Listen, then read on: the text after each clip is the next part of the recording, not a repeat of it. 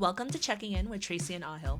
4 years ago, Ahil and I ditched our corporate careers in accounting and finance to go all in on short-term rentals. Since then, we posted over 10,000 reservations and we now manage over 60 Airbnbs across Canada. That's mostly in Ontario and all the way to the East Coast. On this channel, we share all the behind the scenes of hosting, the good, the bad, and the ugly. If you're into Airbnb tips, real-life hosting stories, and how to grow your own short-term rental business, you're on the right channel. Let's get into it.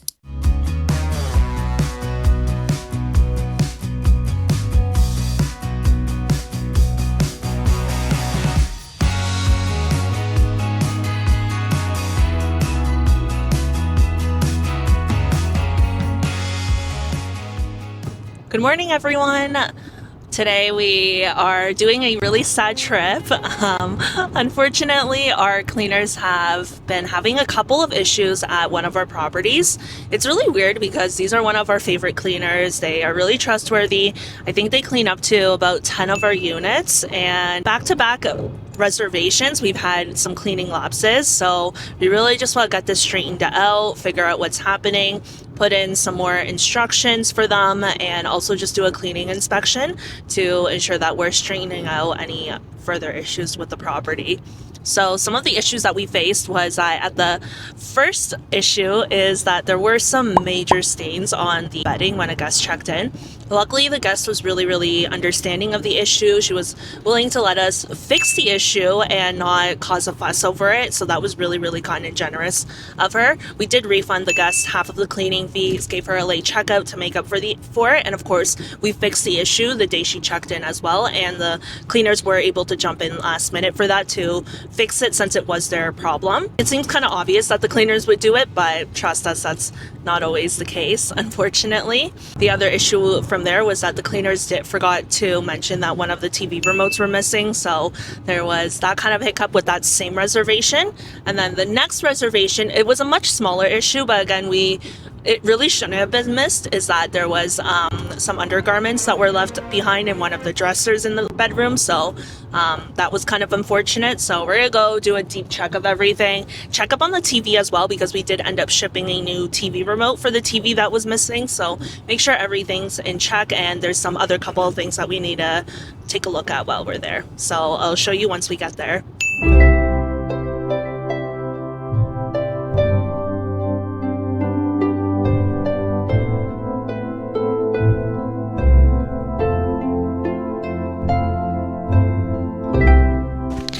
Guys, so we just arrived at the property. We're just gonna start on the cleaning inspection and some of the things that we need to take care of. One of the things I forgot to mention was that so I'm in this bedroom, and strangely enough, the duvet insert inside of the cover itself, there's duct tape on it and there's holes, and then basically all the filling is coming out. I'll insert the photo here of what the cleaners told us about it. And so we did swing by Walmart and we bought a new duvet insert, and I'm just gonna go replace that because we don't have any spares, and we're gonna take care of a few other things. So in particular, so we're having an issue with the windows here. Yeah, so he'll just kind of demonstrated it there. They just keep falling out, and it's not that it's broken. I don't know, we can't say, but the owner says like that's kind of what it is like. So we're just trying to figure out the best way to give guests instructions. I think particularly the issue is that they're not locking, so it's a bit of a security concern for the guests, but that one looked like it locked. Anyways, we're gonna play around with all the windows. We did have a particular issue with that one over there, but we didn't check all of them, so we'll see what that's like. Oh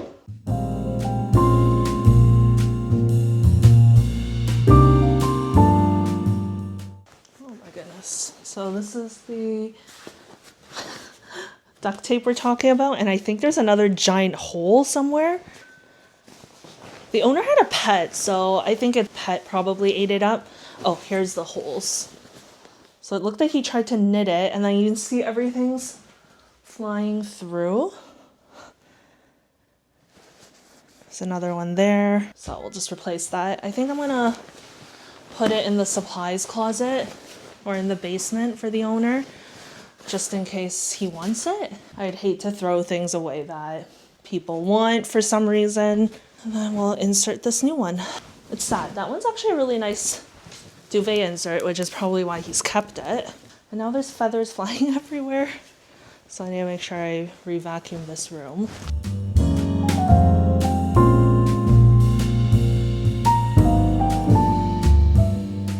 So there's feathers now all over the place. Oh my gosh.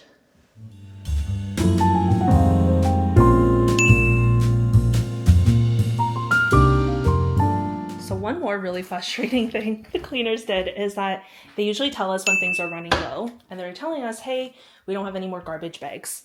But I remember being here a month ago and there was literally a whole whack load of different garbage bags, recycling bags and everything. And they're like, yeah, we do have this, but we don't have it for that garbage bin. Like, we need these ginormous black ones.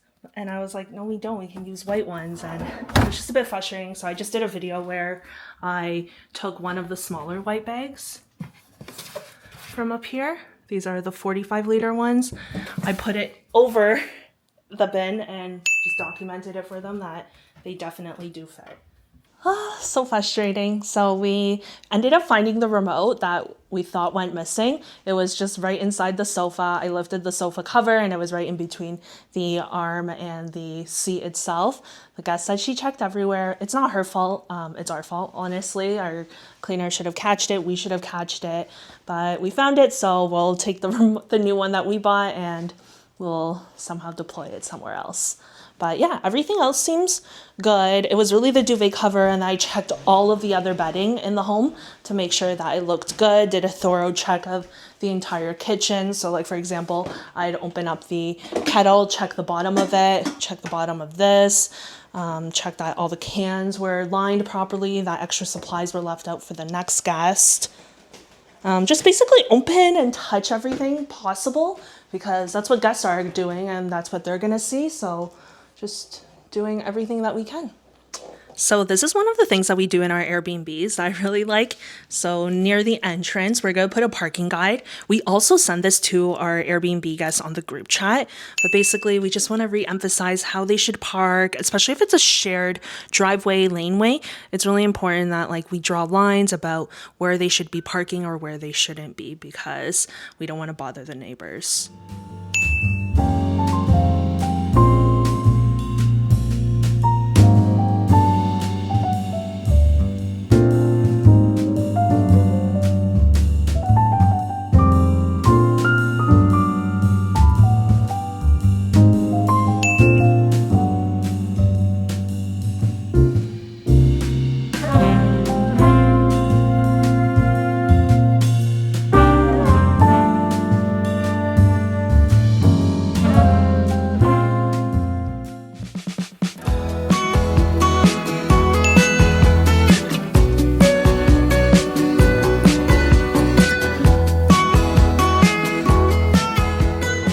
So for all of you that are new to this channel, Tracy and I are short-term rental property managers. We help owners in various cities across Ontario, New Brunswick, and Nova Scotia in listing their properties on platforms like Airbnb, Vrbo, and Booking.com. But that's not how we got started. Prior to being Airbnb property managers for other people, we had a big arbitrage portfolio. For those of you who don't know what Airbnb arbitrage is, it is when you lease a property from the landlord, you pay them a fixed amount each month, similar to if they were renting the property to a long-term tenant. And in return, you ask for them for permission to list the property on short-term rental platforms like Airbnb. And whatever revenue you make on Airbnb, less the expenses of running the property, including rent, utilities, internet, other costs, whatever the difference is, that's your profit. And that's Airbnb arbitrage. You're basically trying to earn a spread between what you make on Airbnb and what you pay the landlord and rent and your other costs. So our experience in Airbnb arbitrage started in the end of 2021, so beginning of 2022 for ease of calculation, and we did that for about a year and a half, until at which point that we converted into the co-hosting space, which is where we are at today. And we scaled really quickly when we first started. So when we did Airbnb arbitrage, that wasn't our first gig in Airbnb. Our first gig in Airbnb was our own basement apartment, and we did manage for family and friends strictly, and that'll be another story. But basically, Airbnb arbitrage was kind of when I think we probably had 8 units at that point, through Airbnb that were not arbitrage. So at that point, we were looking into the arbitrage space, and within a year, we were very lucky to scale up to 60 units within about a little more than a year, and it was a crazy year. We learned so much.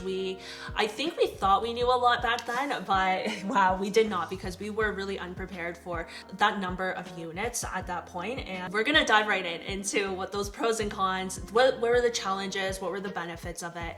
But end of the day, we're really grateful that we did it, because we did learn so much that we're able to move into this management space, and gives us a lot of experience about what it means to host, what are the different guests that you encounter, and all the other maintenance issues that come up. So we're gonna talk about the good things about our experience doing Airbnb arbitrage, and some of the challenges that we definitely faced that eventually forced us to pivot our business. So to begin with, when I compare like Airbnb arbitrage to Airbnb co-hosting or management, the one benefit that it has over co-hosting is there's less chefs in the kitchen. Let's say you're co-hosting for a couple or a bunch of partners. Everyone has their own opinion on how the property should be run. And sometimes like that really slows down the decision-making process, because there's like multiple people that you need to run something through. But with arbitrage, that's not the case. You are the boss. You have full control. I mean, of course, if something major happens with the property, you still have to run it by the landlord, but most 95% of the decisions, you don't have to run it by anyone, and you have full autonomy when it comes to making decisions. The good thing for us was that, I think I mentioned it a bit in the earlier on, but it's about the scalability. You know, you're just renting from the owner, and if there's anything really, it does fall on the owner to take care of, because end of the day, you are the tenant. So, you know, it felt very comfortable at that time, because, you know, it was easier to convince where the market was. So we're in Ontario, Canada, where the landlord-tenant board rules are really, really unfair towards the landlord. So what I mean by that is, what this enables for people like us is that a lot of landlords are actually very interested in our business model, where we rent from them, we're their tenant, and then we sublease it on Airbnb separately, because we're not staying there. There's a extremely lower risk, if at all, no risk at all, that we're squatting in the unit, and that's one of the issues with the Ontario Landlord-Tenant Board rules. Another good point about why you might want to do arbitrage over purchasing a property or co-hosting is you retain full control of the upside. So whatever excess amount you're able to make on Airbnb over and above the rent and your cost, that's solely yours to keep. Whereas in co-hosting or management, you have to share that with the owner. And it could really work well in markets where the rent is very low. And we'll be honest, yeah, like the first year of doing arbitrage, it was like really, really good. And most of the cities we were in, we were able to lock in some really, really good leases. But you know, like after that first year, a lot of the deals we were seeing, like the rents had jacked up so much, it just didn't make sense anymore. And that's when we started to change from arbitrage to co-hosting. And then also though, on the demand side of things, is that demand was dampening, and there was just so much more competition. You know, people were catching on to Airbnb arbitrage. What's that arbitrage line? Like, it's just, people eventually did catch up, and it just wasn't arbitrage. Yeah, so what we keep on saying is no arbitrage opportunity lasts forever. And that's especially true when the barriers of entry are so low. So for example, to start an arbitrage business, all you need is to convince one landlord to sign a lease with you and invest anywhere from $5,000 to $10,000, at least back in the day when it was cheaper. That's another, yeah. And you have a unit up and running. So, you know, once other people start seeing how well other people are doing in this space, everyone quickly flocks together. And that's the nature of free markets, right? Where there's opportunity, there's going to be a lot of competition, and it becomes really hard to stand out when everyone starts doing the same thing, offering the same amenities, hiring the same photographer. The arbitrage profits very quickly disappear. Mm-hmm. The requirements for, you know, being competitive when we first started were very low. You know, it's that design wasn't as much of a focus. So I would design the units. I'm not a designer, but I guess I was better than average, and that would allow it to stand out. But nowadays, that really doesn't cut it. You know, you need really good artwork, maybe painting even in the home, some really nice furniture.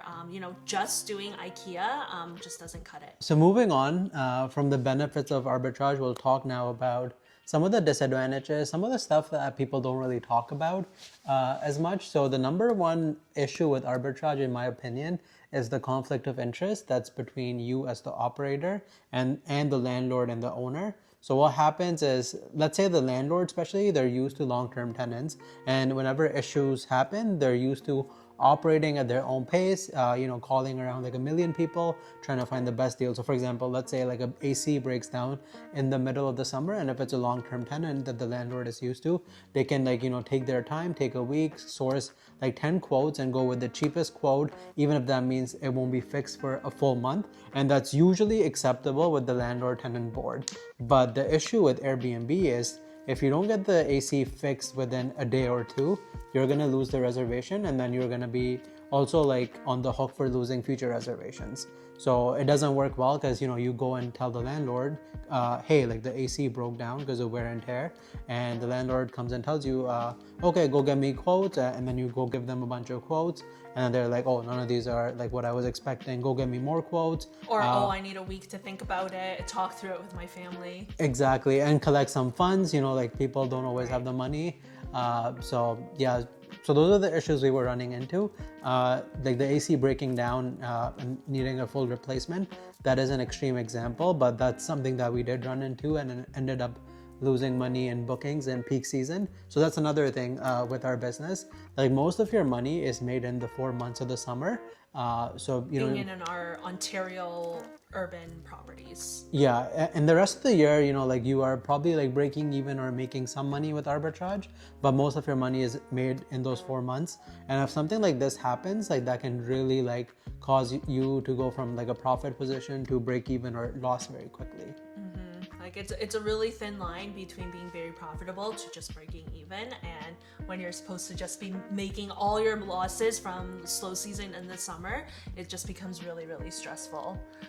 Another conflict of interest with owners that we encountered probably a handful of times is when the owners wanted to sell the property.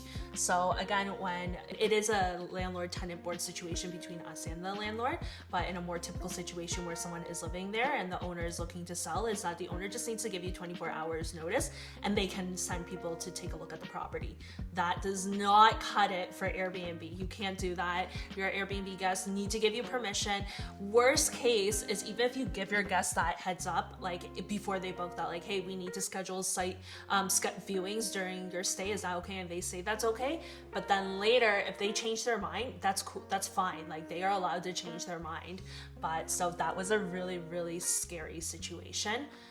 Adding on top of Ahil's maintenance things, I think it also adds on to, it's not just like when things go wrong that there's a conflict of interest. It's that, we want to maintain our properties to a high standard and most importantly, be preventative.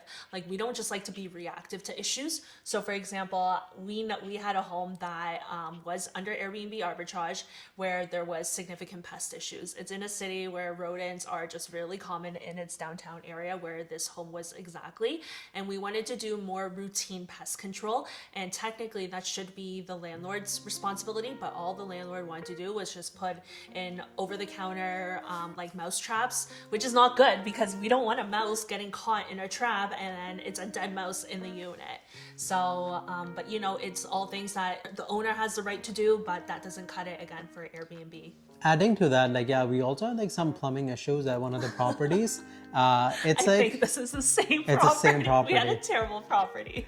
And then, the issue with this property is that the pipes are almost 100 years old, the ones that connect the house to the city sewer. And then the landlord will find every reason to pin the blame on the guest.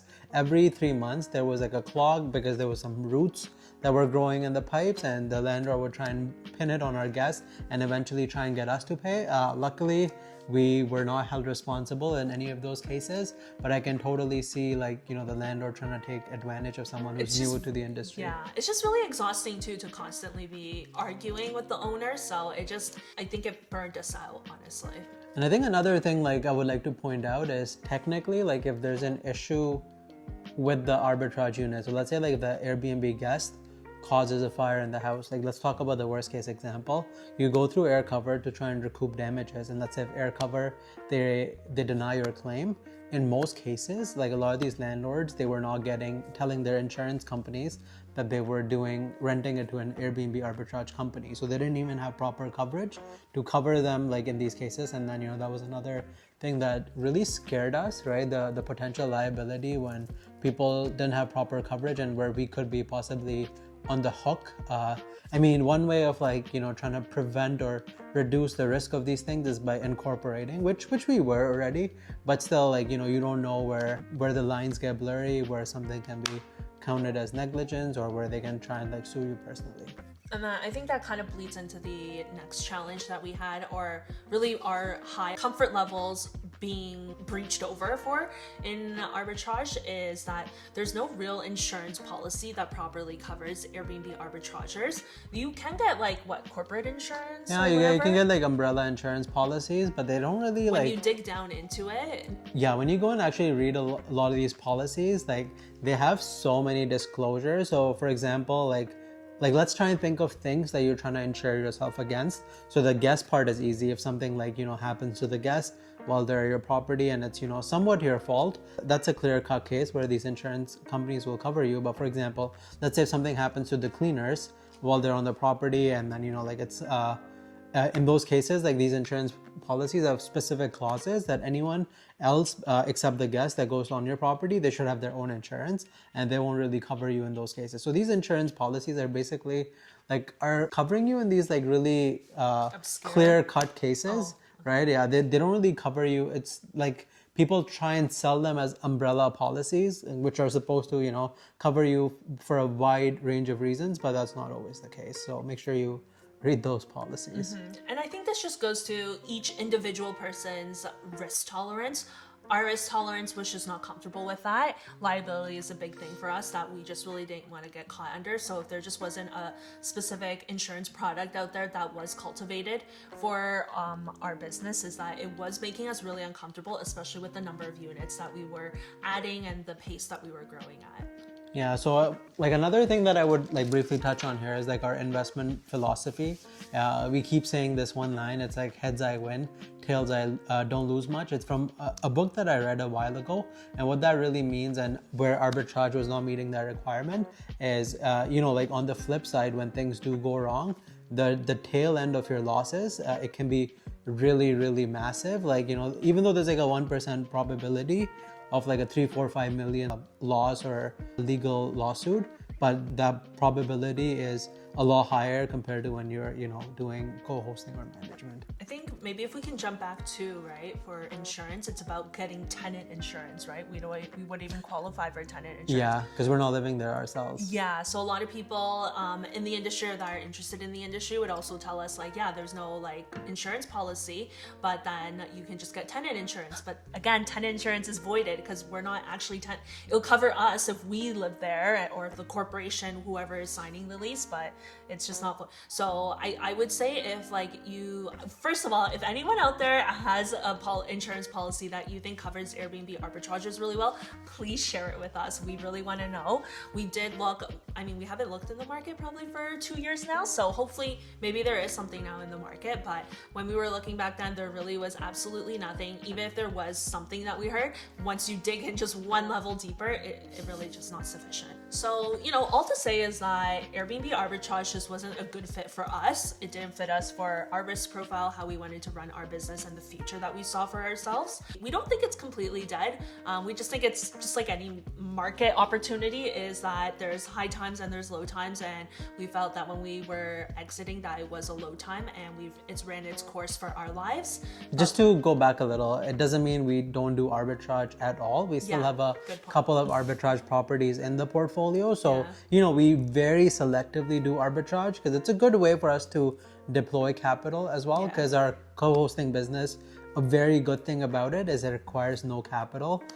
We don't have to spend any money on furnishing the units, any money on stocking up the units. It's all coming from the landlord, and we basically think of ourselves as project managers, as facilitators, people like who bring together the cleaners, the handyman, and take all that like coordination off the landlord's plate. So it's still good from a capital deployment perspective, and which is why we have a couple arbitrage units. But yeah, so I think we'll dive right into the reasons, or the characteristics that make Airbnb arbitrage still work for us and in other areas.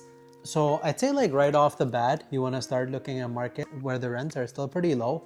And from a revenue perspective, you're at least looking at a 2x or a 2.25x multiple on the rent. So let's say if the annual rent is $24,000, so that's $2,000 a month. You're looking for a property that will generate at least $48,000 annually, because out of that you have to pay not only the rent, but there's other expenses that you have to keep track of, right? Be mindful of. So things like utilities, internet, consumables, if you're paying a separate parking fee for the unit for the guests, if there's insurance, your software, your subscription, if you're hiring like a virtual assistant, if you have multiple properties. So all those other expenses really add up, along with maintenance, right? So it's like small things that you might not want to, go back to the landlord for, like caulking, like fixing up, like if something, tightening up furniture and whatnot. So the other costs can quickly add up. So that's the first condition. The second condition, and I think it's like a joint, it's almost as important as the financials. It's the landlord or the person that you're partnering up or renting the property from. They can truly like make or break your arbitrage experience. So I think like just place an equal emphasis on that. Make sure that the person is cooperative. Make sure like you question them, ask them what the expectations are from this partnership. Make sure like they truly understand that when things do go wrong, they will be expected to act quickly. And for example, going back to that AC issue, like just set the expectations right from the get-go that, if something like that happens, we will be forced to act quickly and we'll need to fix the issue within 2 days. Something like focus on the key differences between long-term tenants and short-term tenants, and how that is truly different. So yeah, ideally you want someone who really wants to create, who also like cares about your guests as much as you. It's very difficult. Not as much, but yeah, there's some element that they care about the property. Like for example, the one arbitrage unit that we still have, and I think we're going into its 4th year, and we're still continuing it, is because the owner really truly cares about the guest experience, even though it has no impact to him, and it's the sweetest thing ever. It's that we're like, I think one of the best examples is we're like, hi, like, can we talk about improve the AC? Can we actually increase the capacity of it? Not that the AC wasn't working. I think we actually talked about just adding window AC units. Oh my god, yeah, that was the thing. Yeah. So the AC for the home just wasn't sufficient for Airbnb standards. It was just not strong enough for the summers. So we're like, hey, could you like help us purchase window AC units? We'll install it and everything. And he's like, oh, what's the problem? And we told him about the issue. He's like, okay, then why don't I just upgrade the air conditioning in the whole home? Yeah, he upgraded from a 2-ton AC unit to a 3-ton AC unit, even though the replacement was not necessary at that point in time. Yeah, like the AC was fine for like if you were living there, to be honest, you would suck it up. Yeah. But yeah, so you want people like that, or people, another really good example, people that just have that just care about the maintenance of their home. They just don't want their lawns to look really bad. They don't like that there's caulking issues in the home. They take pride in ownership. So those are the first 2 things that we talked about. The financials have to make sense. It has to be the perfect partner who cares about their property. And then the final thing that we would like to talk about, you need a property where the financials make sense. The owner is a pleasant person, they care about the property, and they want to help you like create that perfect guest experience. And finally, the property itself. So once you do the basic analysis on AirDNA, Price Labs, look at properties that are doing really well on Airbnb, location wise they're perfect. What you also want to make sure is that the property is it has been renovated in the last 5 years, I'd say, because that significantly reduces the chances of any big major work happening during your lease. Right? So things like electrical, plumbing, all that stuff ideally has been updated. The home's been renovated. It has a fresh coat of paint. The flooring was recently done, the toilets and all of that. Because again, you got to keep in mind that every day that you cannot host a guest, it's money lost out of your pocket. So, especially if there's a big plumbing repair, there's a chance, and especially if it happens in high season, because you only make money like in 4 or 5 months of the year. So let's say like imagine like not being able to make any money for 1 week in the high season, and that can be truly detrimental to your business. Mm-hmm. And I think some other things to consider for the property. I think one that people actually think is an attraction, but is actually could be the downfall of your Airbnb business on a financial side, is that people love large lawns. That is probably the worst thing that we can think of for Airbnb arbitrage. And pools. Yeah, depends on the market for the pool though. But like for example, is that lawn maintenance is quite expensive, and you do need to maintain it like 2 to 4 times a month during the spring and summer seasons. So definitely, you know, that was something we look out for as well, is that we don't want large lawns. In fact, if there's no lawn, like it's just stone and concrete, that is the best case. Especially if you're in Canada, make sure you never get a corner lot, because when it comes in the winter, you're gonna have to pay like a fortune to get all that snow removed from the sidewalks. Yeah, so such a mess. So, and other things too you want to look out for would be like any pest control, of course. Like I said, pest control is just really expensive, and it's just a headache to deal with. It's not just like you can pay for pest control and the problem disappears. It's just you're just trying to help reduce the odds, which kind of sucks, but that's just what it is. Other things is just the overall quality of the home. So it's not just like big maintenance items that you care about, like the plumbing and electrical or whatever, but it's also like, you know, if there's a lot of scratches everywhere, the appliances are really worn out. These are things you also want to take into account for to see if it's actually the right candidate for Airbnb arbitrage. So if finally, after all these considerations, and you've locked in the right property with the right owner with the perfect financials, is that when you're ready to sign the lease, these are things that we have over the years have incorporated into our landlord agreements where we're doing arbitrage. Keep in mind, we learned over time. We learned because we made these major mistakes when we first started. So right off the bat, we talk about in our addendum the ability to change the locks and the cameras. Because from an Airbnb perspective, security is your number one. It's of paramount importance, right? So we have a specific smart lock that we want to put onto all our arbitrage properties, so the guests can only access the property during the window that they've booked. And also the cameras, it allows us to have eyes on the property, monitor the lawn, monitor the snow, monitor if guests are sneaking in pets, extra guests, all of that. So even though you may have a verbal agreement with the landlord, it's important to put it into writing that they give you the permission to change the locks on the front door, and they also give you permission to put cameras on the property. The second thing that we always include in our leases is that they have to give us authorization to execute on any maintenance and repairs that normally would fall under the owner's discretion that's under $500 per task. So why this is important is because oftentimes there's always maintenance things that happen in your home. And keep in mind, we're not trying to push all maintenance things onto the owner. It's things that actually would fall on the owner, right? So for example, let's say recalking the tub or anything, that's usually like, it could be anywhere like $50 to $100, is that we're not going through the owner to get us approval every time. It's that we will take before and after photos so that he knows what he's paying for, what he's reimbursing us for, but that we have the go ahead to just proceed with things, and it's not a roadblock for us in our operation. So what Tracy means, it not only means we have the authorization to go ahead with the repair, but after the repair is done, we'll send the before and after photos along with an invoice of how much it costed us to fix that item, and then the owner would reimburse us. It's just to like try and reduce the amount of coordination and communication and approvals from the owner for like minor items. So moving on from that, the third item that we really like to include in our leases is an exit clause. So, you know, back when we started, I would say this is the most important clause. Yeah, back when we started, I'd say like 80% of the cities that we did arbitrage in, they didn't have any short-term rental regulations. And now we're in 2025, I'd say like most of them have some sort of short-term rental regulation. So if we didn't have that clause, we would have been burned on a lot of our leases. So what that clause is, it basically allows us to exit or terminate the lease with a 60-day notice if and when the regulations kick in, which only allow short-term rentals in the owner's primary residence. So we as arbitragers would not qualify to continue to rent that property on Airbnb. So that clause allows us to exit the leases when the regulations become unfavorable. I don't know if we ever included it in our agreements, but I think we've not done a lot of arbitrage recently. Our existing arbitrage is from a while ago. But another thing I would say is important to include is to put down into writing something to the effect of how showings would go if the owner was to sell the home.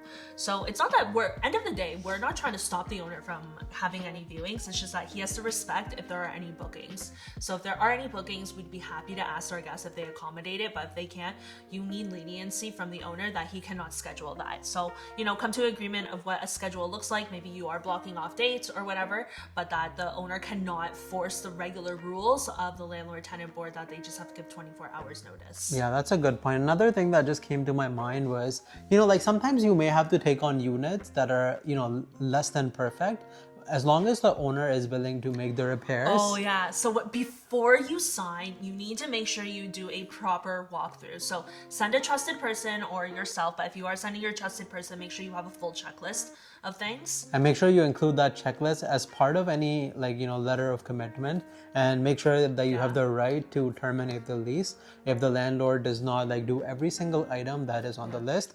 And that's how we got burnt on some of our earlier leases, where we naively signed the lease because the rent was low, we were getting a good deal, and the landlord agreed to making a bunch of changes, but when we looked at the changes, nothing was up to expectations. We had to fight for it. I think one of the most popular ones was so he was gonna charge us rent based that it was a duplex, but he didn't even have a separate entrance for the second unit. So we're like, okay, well, you're gonna need a side door. That he was very agreeable prior to signing, and when we did sign, we didn't put it into writing. It was just all through chat, conversations, calls, and when we signed, he was like, no, I didn't agree to that. I never agreed to it. Eventually he did put it in, but again, it's just those things you shouldn't even need to be arguing about it, and just include it in your agreements. Yeah, one thing we've learned is by being in business is, honestly, I do feel the vast majority of people are like us. They're honest people. They stick to their word, but you always got to prepare for that 10% that's not going to stick to their word, that are going to completely change after the deal is signed. So always make sure you get everything in writing. Yeah, and end of the day, we are we're trying to build a relationship with the owner. So even as strict as we're sounding, list down all the maintenance things, it's not that we just write it down, we put it into the agreement, we send it to the owner. It's that we have discussions about it, right? We're like, hey, can you help us with these things? And on the separate note, we've also identified these things, but we'll take care of it at our own cost because, we want to work with you. So, it's a negotiation, and you just have to go in with that mindset, but make sure that you're protecting yourself. That's our take on Airbnb arbitrage, our experience. We think, actually, I don't know, what's your outlook on in the Ontario urban market? Do you think it's going to pick up anytime soon? I think the regulations have made it really difficult, at least in Ontario, for the regulations and the rent. They're impossible. Yeah, the rents have increased by almost 30-40% in the last 4 years, and the revenue numbers, despite going you would normally think if the rent's going up by 30-40%, short-term rental revenue should also increase by that, but it's actually come down or stayed flat. So right there, your entire arbitrage margins wiped out. Then you have regulation. So I'm not overly optimistic about the arbitrage market in Ontario, but I'm sure it can work in some other provinces in Canada and some other parts of the world. Yeah, if you guys have any other questions about Airbnb arbitrage or even in the co-hosting space, because that's exactly what we're in, feel free to drop us a comment in our comment section below, and we are always looking to answer those questions or maybe dive deeper into a future video. But otherwise, thanks for listening.